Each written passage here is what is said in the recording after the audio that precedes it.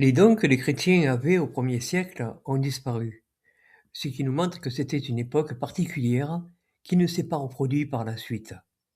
1 Corinthiens chapitre 13 verset 8 « L'amour ne disparaît jamais, mais les dons de prophétie, eux, seront supprimés, les langues cesseront, la connaissance sera supprimée. » Il ne faut donc pas compter être guéri à notre époque, par l'imposition des mains ou d'autres moyens. Ce qui montre aussi qu'il manque un élément important à la prédication des témoins de Jéhovah à notre époque. Sans ces dons de l'esprit, on ne peut pas reconnaître la vraie religion. Les miracles opérés par Jésus et ses disciples étaient un point important à cette époque. De nos jours, nous n'assistons pas à ces effusions de l'esprit. Si nous regardons de près cette situation, nous pouvons voir que la prédication n'était que pour le 1er siècle.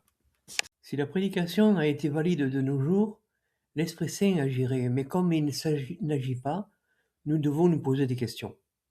C'est un point qui nous fait comprendre qu'il n'y a pas de culte pur à notre époque.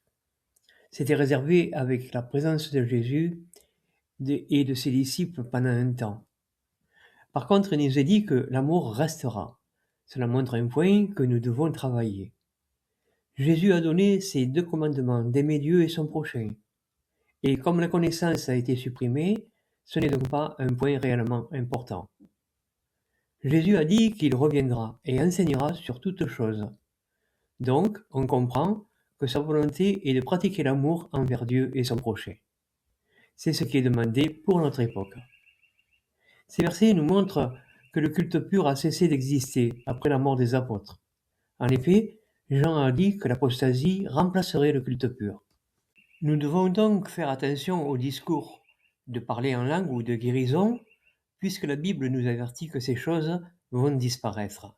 Et elles ont disparu, après la mort des derniers apôtres. La prédication est donc aujourd'hui illégale. Rien ne montre que la prédication du 1er siècle devait être poursuivie. Par contre, et bien sûr, la Bible nous donne le témoignage. Et c'est le seul endroit où on peut voir la vérité. Il n'y a pas besoin d'une religion pour la lire, ni de quelqu'un pour nous l'expliquer. Elle est assez claire pour comprendre ce qui est dit. Notons au passage que la Bible ne dit pas qu'à un moment donné, la prédication réapparaîtra. Nous pouvons constater aussi que toutes les religions sont différentes et ont des dogmes différents, ce qui montre qu'il y a des mensonges. Nous pouvons étudier la Bible tout seul. Il suffit de réfléchir sur ce qui est écrit. Bien comprendre les mots, pas besoin de prendre un dictionnaire.